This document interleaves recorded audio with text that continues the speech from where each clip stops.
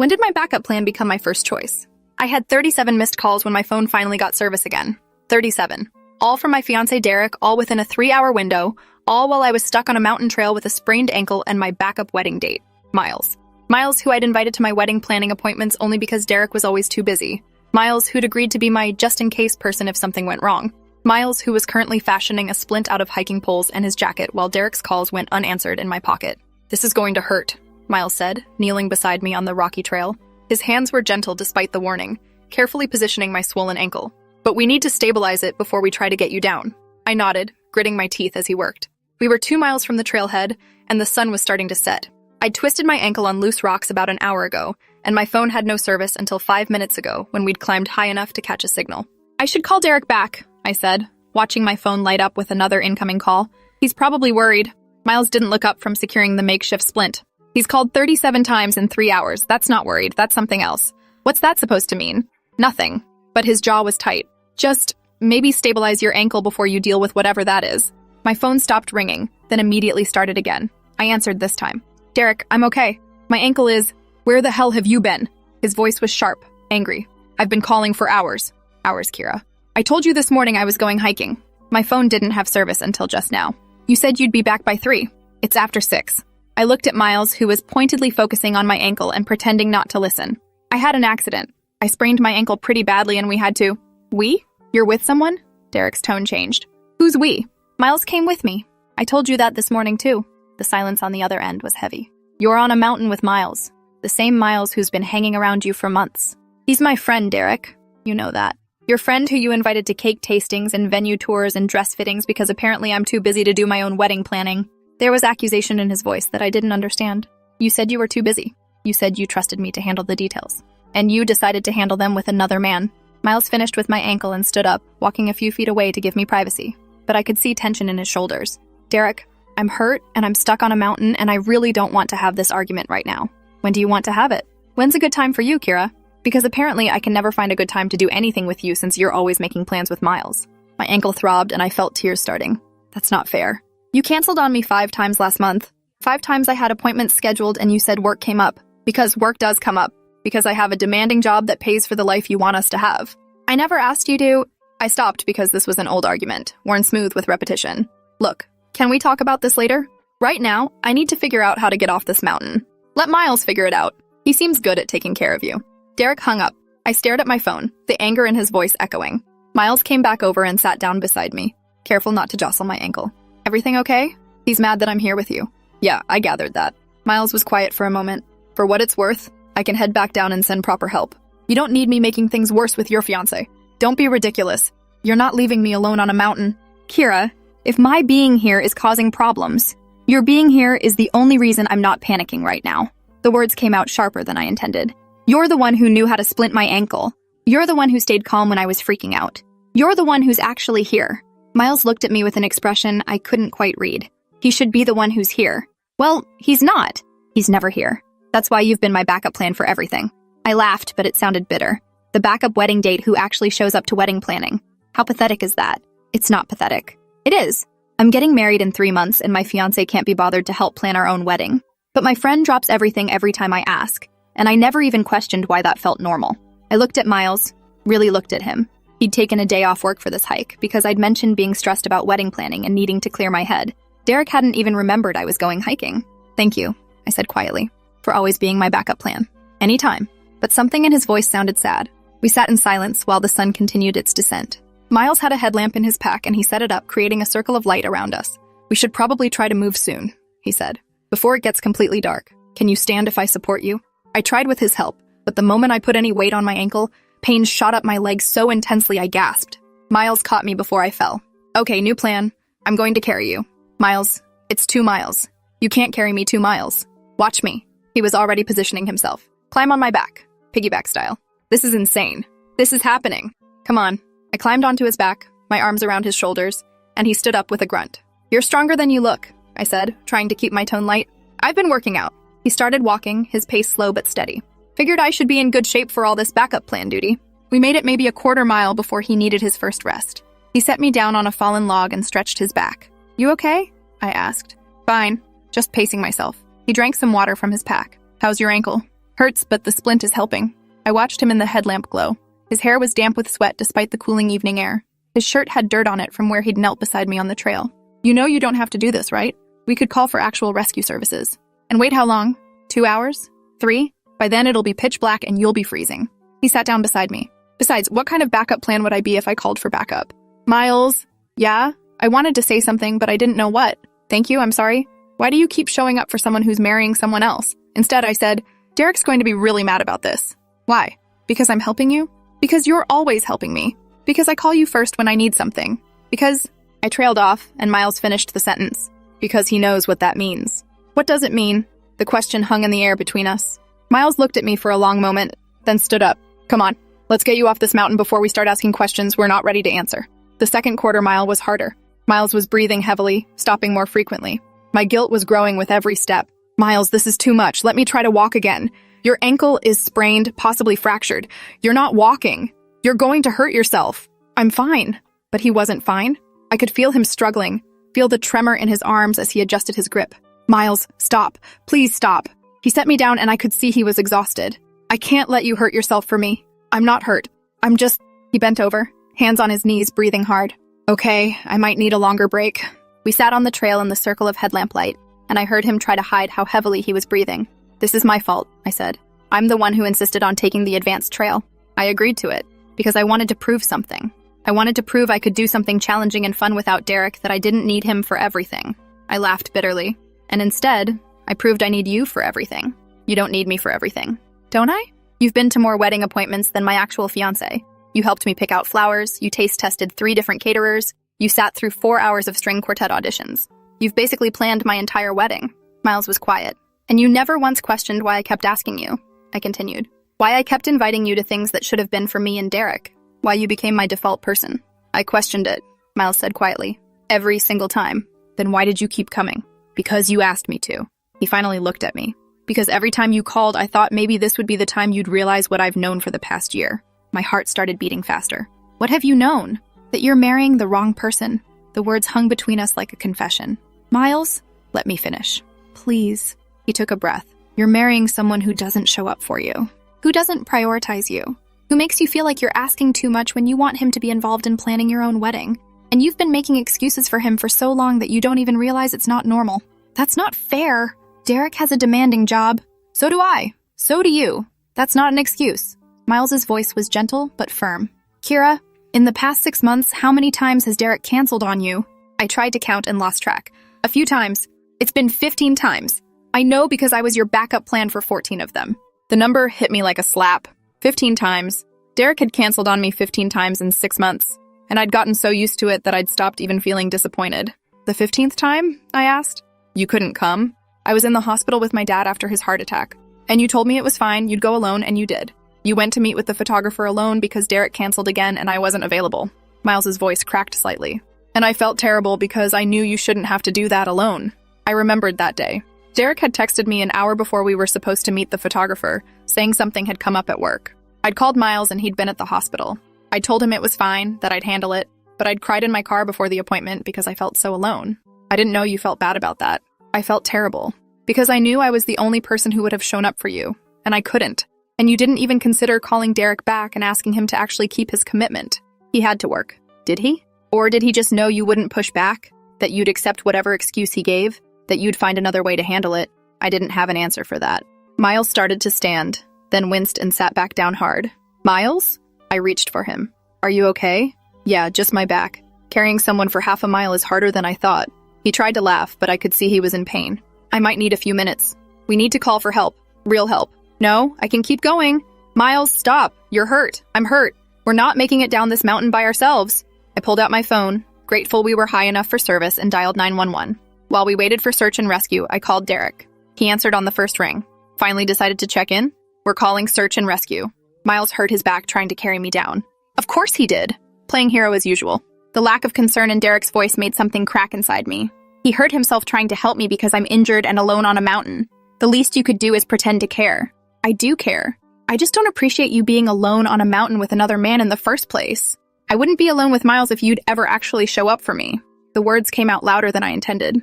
If you'd come to even one wedding appointment. If you'd acted like you wanted to marry me instead of like planning our wedding was a chore you couldn't be bothered with. Here we go again. I'm a terrible fiancé because I have a job. No, you're a terrible fiancé because you've canceled on me 15 times in 6 months. Because Miles has been to more wedding appointments than you have. Because when I'm hurt and scared, I didn't even think about calling you first. I called Miles because I knew he'd answer. I knew he'd come. I knew he'd actually be there. The silence on the other end was heavy. If you'd rather be with Miles, then maybe you should. Derek's voice was cold. Maybe I should call off the wedding and save us both the trouble. Maybe you should, I said. And the moment the words were out, I felt something shift. Not panic or regret, but relief. Derek hung up, and I sat there on the dark mountain trail, my phone still in my hand, feeling like I'd just jumped off a cliff. Miles was looking at me with wide eyes. I think I just ended my engagement. The words felt surreal. I think I just called off my wedding. Kira, 3 months before the wedding. 3 months, and I just ended it. I started laughing, and it turned into crying, and Miles pulled me into his arms. I'm sorry, he said into my hair. I shouldn't have said those things. I shouldn't have put that in your head right before your wedding. You didn't put anything in my head that wasn't already there. I pulled back to look at him. I've been making excuses for him for months, maybe longer. I've been telling myself it was normal, that all couples go through this, that wedding planning is stressful for everyone. It shouldn't be this stressful, Miles said gently. It should be exciting. You should be planning the happiest day of your life with someone who's just as excited as you are. Like you were. The question slipped out. At all those appointments, you always seemed excited. Because I was there with you. He said it simply, like it was obvious. Because I'd rather taste cake with you than do anything else. Because hearing you talk about flower arrangements made me happy even though I don't care about flowers. Because he stopped himself. Because I'm an idiot who's in love with someone who's engaged to someone else. The world tilted. What? I'm in love with you. Miles said it calmly, like he was stating a fact. I have been for about a year. Since that Saturday we spent at the farmer's market picking out vegetables for dinner, and you laughed at my terrible attempt at haggling for tomatoes. I knew then, and I've been your backup plan ever since because being your backup was better than not being in your life at all. I couldn't breathe properly. Why didn't you say anything? Because you were engaged. Because you seemed happy. Because I thought maybe if I just stayed close enough, you'd eventually see... He trailed off. See what? That Derek doesn't look at you the way I do. That he doesn't prioritize you the way I do. That you deserve someone who shows up. We sat in the darkness, those words hanging between us, and I thought about the past year. All the times Miles had been there. The wedding appointments where he'd been more opinionated about my choices than Derek ever was. The way he remembered details Derek forgot. The way he made me feel seen in ways I'd been missing. I called you first, I said quietly. What? When I hurt my ankle. My first instinct was to call you, not Derek. I didn't even think about it. I looked at him. What does that mean? I think you know what it means. Before I could respond, I saw lights coming up the trail. Search and rescue had arrived. 2 men with professional medical gear and a stretcher. They checked us both over, put a proper splint on my ankle, and declared Miles had strained his back, but nothing serious. You're lucky, one of them said. This could have been a lot worse. They loaded me onto the stretcher and helped Miles walk down. The whole time, I couldn't stop thinking about what he'd said. About being in love with me. About me marrying the wrong person. About deserving someone who shows up. At the trailhead, there was an ambulance waiting. Derek's car was there too, and he was leaning against it, looking at his phone. He looked up when we emerged from the trail, and his eyes immediately went to Miles, who was walking behind my stretcher. You okay? Derek asked me, but he was still looking at Miles. Sprained ankle. Miles hurt his back trying to carry me down. How noble. The sarcasm in Derek's voice made the paramedics exchange glances. Sir, we need to take her to the hospital to get x-rays, one of them said. I can follow in my car, Derek said. I'm riding with her, Miles said at the same time. Derek and Miles stared at each other, and I could feel the tension crackling between them. I'm her fiancé, Derek said. Are you? Miles asked. Because she told me you might have called off the wedding. Derek's face flushed. That's between me and Kira. Is it? Because from where I'm standing, you're the only one who seems unclear about what's happening here. The paramedics were looking increasingly uncomfortable. Gentlemen, we really need to go, one said. I made a decision. Miles rides with me. Derek, you can follow if you want. Derek looked like I'd slapped him. You're choosing him over me? I'm choosing the person who's actually been there for me. My voice was steady despite my racing heart. I'm choosing the person who showed up. Derek stared at me for a long moment, then got in his car and drove away. No argument, no fight, just left. The ride to the hospital was quiet. Miles sat in the ambulance holding my hand, and neither of us acknowledged what we were doing. At the hospital, x-rays showed a bad sprain but no fracture. Miles's back was strained but would heal with rest. We ended up in adjacent exam rooms, and I could hear him talking to his doctor through the thin curtain. You're lucky, his doctor was saying. A few more minutes carrying that weight and you could have done serious damage. It was worth it, Miles said. And even through the curtain, I could hear the certainty in his voice. My doctor finished wrapping my ankle and gave me crutches. You'll need to stay off it for at least 2 weeks. Ice, elevation, compression. The nurse will give you care instructions. When they opened my curtain, Miles was already waiting, leaning on the nurse's station. He had a back brace on and was holding a prescription bag. "Hey," he said. "Hey." We stood there in the fluorescent hospital lights and everything felt surreal. "I should call Derek," I said. "Should you?" "We need to talk. I can't just leave things like that." "Okay." Miles shifted his weight, wincing slightly. "Do you want me to wait, or will you take me home?" "I don't think I can drive with this ankle." "Of course." The drive to my apartment was quiet. Miles's car smelled like the cedar air freshener he always used, familiar and comforting. When we got to my building, he helped me up the stairs, patient with my crutches and slow pace. At my door, I turned to him. "Do you want to come in?" I probably shouldn't, but he didn't move away. "Miles, what you said on the mountain, did you mean it?" "Every word." "How long have you been planning to tell me?" "I wasn't planning to tell you at all. I was planning to be your friend, to be there for you, and to watch you marry someone else because that's what you wanted." He looked at me with those eyes that apparently had been seeing me differently all along. "But then you got hurt, and Derek wasn't there, and I carried you down a mountain, and I thought, I can't keep doing this. I can't keep being her backup plan when I want to be her first choice." "What if you already are?" The words slipped out before I could stop them. Miles went very still. "What? My first choice? What if you already are and I was just too stupid to see it?" I was crying now, frustrated tears. What if I've been planning a wedding to the wrong person while my actual person has been there all along, tasting cakes and auditioning string quartets and pretending to care about flower arrangements? "I wasn't pretending to care," Miles said softly. "I cared because they mattered to you. See? That. Right there, that's what I'm talking about." I gestured at him with my crutch. "Derek never cared about those things. He never asked about my day or remembered details or showed up when I needed him. But you did. You always did. And I just accepted it as friendship because I was too blind to see that friends don't look at each other the way you look at me. How do I look at you? Like I'm the only person in the room? Like every word I say matters? Like you'd carry me down a mountain even if it meant hurting yourself?" My voice cracked. "Like you love me." "I do love you." He said it simply. "Certainly. I love you so much that I became your backup plan just to be near you. I love you enough that I helped you plan a wedding to someone else because I thought that's what would make you happy. I love you enough that I'm standing here with a strained back and a broken heart, and I'd do it all again tomorrow." I dropped my crutch and grabbed his shirt, pulling him toward me. "What if I don't want you to be my backup plan anymore? Kira, what if I want you to be my first choice? My only choice? You're engaged. You're emotional. You're on pain medication. I'm clarity." I looked up at him. For the first time in months, I'm actually seeing clearly. And I'm seeing that I almost married the wrong person because I was too scared to admit I had feelings for my best friend. "You have feelings for me? I must. Otherwise, why would I call you first? Why would every good thing that happens make me want to tell you about it? Why would planning my wedding feel more like planning something with you than planning something for Derek?" Miles's hands came up to cup my face, his thumbs brushing away tears I hadn't realized were falling. "You need to be sure about this. You need to think about what you're saying." "I am sure. I'm more sure about this than I've been about anything in the past year." I reached up to cover his hands with mine. "I'm sure that you're the person I want to call when I'm scared. I'm sure that you're the person who actually knows me. I'm sure that somewhere along the way, my backup plan became my first choice and I was just too stubborn to admit it." "When?" he asked quietly. "When did you know?" I thought about it. "Remember that Saturday, 3 weeks ago? We were at the bakery for the cake tasting and the baker asked if we wanted to try the champagne flavor. Derek had canceled again and you'd stepped in like always. I remember. You got frosting on your nose. You wiped it off. And the baker said we made a lovely couple and I didn't correct her. I should have, but I didn't. I just smiled and let her think we were together and it felt right. I met his eyes. That's when I knew. I just wasn't brave enough to admit it yet." Miles leaned his forehead against mine, careful not to make me lose my balance. "What do we do now?" "Now I officially end things with Derek. I cancel a wedding. I probably lose a lot of deposits and make my mother very upset." I smiled despite the tears. "And then I figure out how to start over with my backup plan. I don't want to be your backup plan. What do you want to be? Your first choice, your only choice. The person you call when you're happy or sad or scared or bored." He kissed my forehead gently. "The person who gets to love you the way you deserve to be loved. I think I can arrange that." We stood there in my apartment hallway, and for the first time in months, everything felt right. Not easy, but right. The next morning, I called Derek. He answered on the 4th ring, his voice cold. "What?" "We need to talk about the wedding." "What wedding?" I thought we were done. "We are," I said, and saying it out loud felt like freedom. "But we need to figure out logistics. Cancellations, deposits, telling people. Tell people whatever you want. Tell them you left me for your backup plan.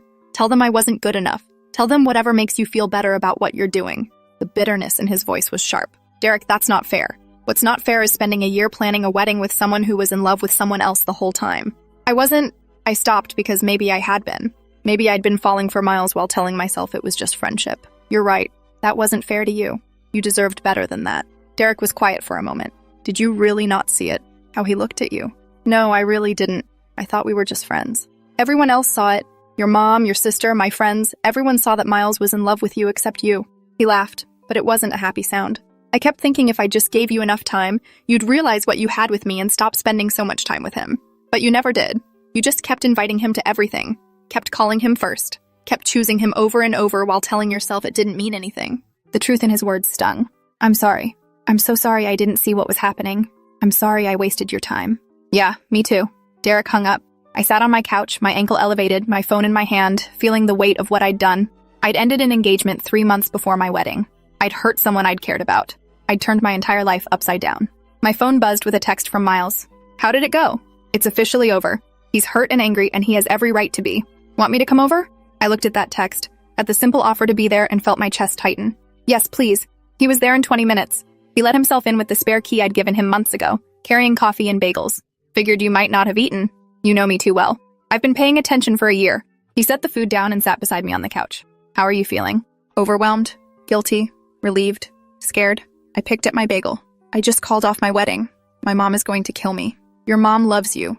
She'll understand. Will she? I'm not sure I understand. I looked at him. What am I doing, Miles? I'm throwing away a relationship and a wedding and all these plans because of feelings I didn't even acknowledge until yesterday. You're being brave. You're choosing what you actually want instead of what you think you should want. What if I'm wrong? What if this is just wedding stress and cold feet and I'm making a huge mistake? Miles took my hand. Then we'll figure it out. But Kira, I don't think you're wrong. I think you've been feeling this for a while and we're just too scared to admit it because it was easier to keep things the way they were. I'm terrified, I admitted. I'm terrified that this will ruin our friendship, that we'll try this and it won't work and I'll lose you completely. We won't lose each other? Even if this doesn't work, even if we try and fail, we won't lose what we have. How can you be so sure? Because I've loved you through all your relationships. I've been your friend through every breakup and every heartbreak. I'm not going anywhere, no matter what happens. He squeezed my hand, but I don't think this is going to fail. I think we're going to be amazing together because we already are. We spent the day together, making phone calls to cancel vendors, drafting messages to send to wedding guests, figuring out the logistics of ending an engagement. My mom called around 3, and I let it go to voicemail because I wasn't ready for that conversation yet. You're going to have to talk to her eventually, Miles said. I know, just not today. My phone buzzed with a text from Jasmine, my maid of honor. Your mom just called me freaking out. Said you called off the wedding? Call me immediately. Guess my mom called her, I said, showing Miles the text. Word travels fast. I called Jasmine and she answered shrieking. What is happening? Your mom said you called off the wedding. I did. Why? What happened? Did Derek do something? No, Derek didn't do anything. That was kind of the problem. I explained everything. The hiking trip, the injury, Miles carrying me down the mountain, the fight with Derek, the confession. Wait, Miles loves you? Jasmine's voice got quieter. Miles has been in love with you this whole time? Apparently. Oh my god, that makes so much sense. What? Kira, he's been at every wedding appointment, every single one. I thought it was weird that you kept bringing him, but I figured you needed moral support since Derek was never there. But now, she trailed off. He was there because he's in love with you. And you were inviting him because I have feelings for him, I finished. When did you figure that out? Yesterday, on the mountain, when I realized I called him first and Derek wasn't even my second choice, he was just an afterthought. I felt tears starting again. I'm a terrible person. You're not a terrible person. You're someone who almost made a mistake and caught it in time. Jasmine was using her therapist voice, the one she used when her clients needed reassurance. So what happens now? Now I cancel a wedding and figure out how to tell everyone I'm in love with my best friend instead. Your mom is going to lose her mind. I know. But also, Jasmine continued, she's been telling me for months that you and Derek don't seem right together. She never said anything to you because she didn't want to interfere, but she's had concerns. Really? Really? She kept saying you seemed more excited about wedding appointments with Miles than with Derek. She thought maybe you were just nervous about getting married, but now it makes sense. I finished. That evening, I finally called my mom. She answered immediately. Kira Marie, what is going on? I called off the wedding. I gathered that from your father's panic attack. What I need to know is why. I explained everything, and my mom listened without interrupting. When I finished, she was quiet for a long moment. Are you in love with Miles? I think so. I mean, yes. Yes, I am. How long have you been in love with him? I don't know. Maybe a year, maybe longer. I didn't let myself see it because I was engaged to Derek. And now I'm not engaged to Derek, and I'm terrified because I've turned my entire life upside down for feelings I'm still trying to understand. My mom sighed. Do you want to know what I think? I'm not sure, but tell me anyway. I think you and Derek were never quite right. I think you settled because he was stable and successful, and on paper, he seemed like the perfect choice. But you were never yourself around him. Not the way you are with Miles. You noticed that? Honey, everyone noticed. We all saw how you lit up when Miles walked into a room. We saw how you looked for him first when you had news to share. We saw how he looked at you like you hung the moon. Why didn't anyone say anything? Because you have to figure these things out yourself. We could have told you, but you weren't ready to hear it. You needed to see it on your own. She paused. I'm just glad you saw it before the wedding instead of after. You're not mad? I'm relieved. I've been worried about you for months. You seemed anxious and stressed and not happy, which is the opposite of how you should feel before your wedding. She laughed softly. Besides, I always liked Miles better anyway. That made me laugh through my tears. You did? Of course. He's kind. He's attentive. He actually listens when you talk. And he looks at you like you're the most important person in his world. That's how your father looks at me. That's how it's supposed to be. Over the next week, I told everyone. My sister, who said, finally, and revealed she'd had a bet with her husband about how long it would take me to figure out I was in love with Miles. My friends, who had various reactions ranging from, I knew it, to about time, to, wait, you didn't know. My work colleagues, who'd apparently all been talking about how Miles and I seemed like a couple whenever he picked me up for lunch. Apparently, I'd been the last person to see what everyone else had been seeing for months. Derek and I met for coffee a week after I'd officially called off the wedding. He looked tired, and there was something in his expression I couldn't quite read. I've been thinking, he said after we'd sat down, about what you said, about me not showing up. Derek, let me finish. You were right. I didn't show up. I used work as an excuse, but the truth is I didn't prioritize you. I thought as long as we were engaged, as long as we were moving toward the wedding, that was enough. But it wasn't. I didn't know what to say. I'm sorry, Derek continued. I'm sorry I made you feel like you were asking too much. I'm sorry I wasn't the partner you deserved. And I'm sorry it took you falling for someone else for me to see what I was doing wrong. You weren't all wrong, I said. I wasn't all right either. I should have said something instead of just accepting it. Maybe. But I should have noticed. I should have seen that you were pulling away, that you were relying on Miles more than me. He smiled sadly. I should have fought harder to keep you. I don't think fighting would have changed anything. I think we wanted different things. What did you want? Derek asked. Someone who shows up. Someone who's excited to be there. Someone who makes me feel like I'm a priority, not an obligation. Miles does all that.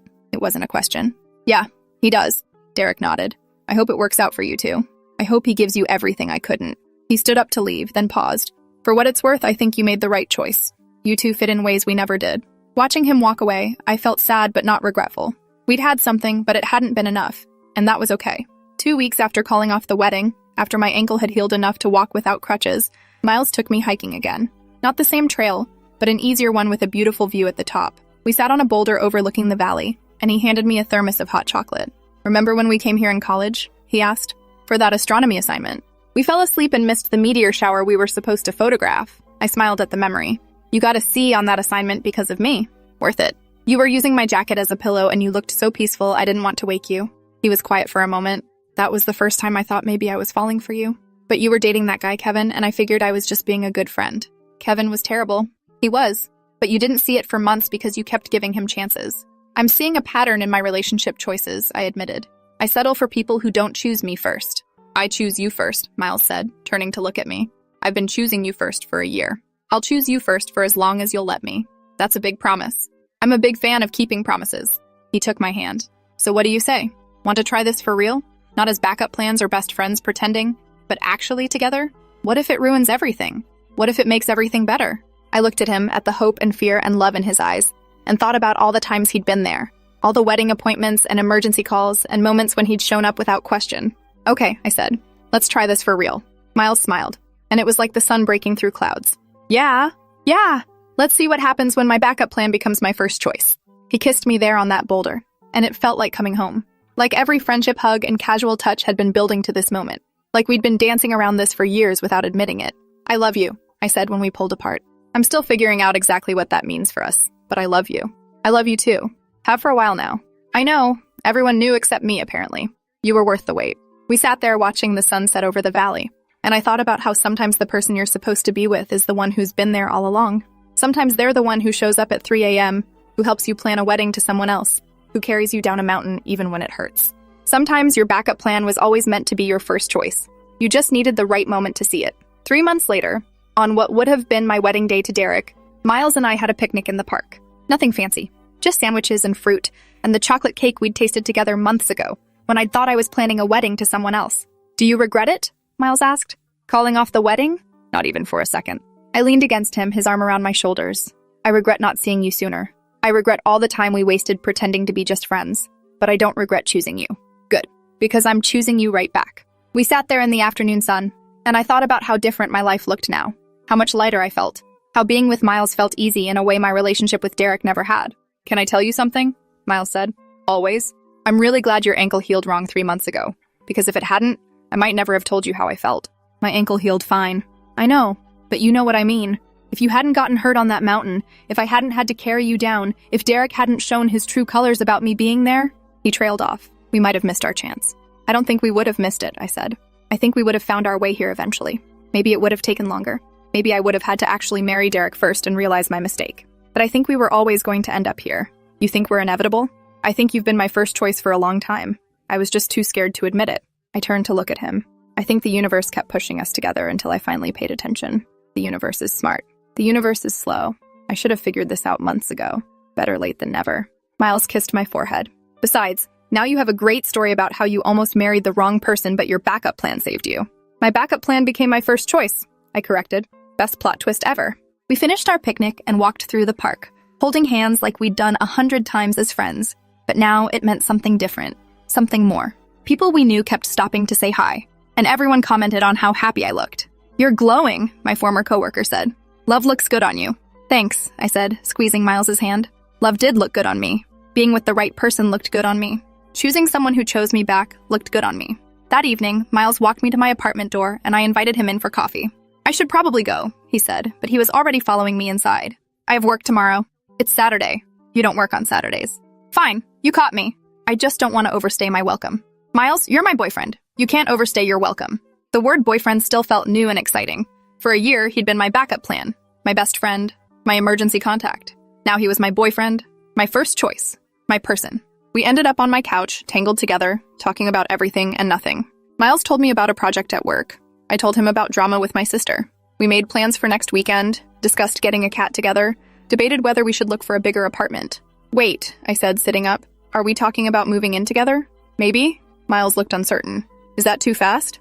We've only been officially together for 3 months. We've known each other for a decade. We basically already live together. You're here almost every night anyway." "That's true." He pulled me back against him. "So is that a yes to looking at apartments?" "That's a yes to looking at apartments."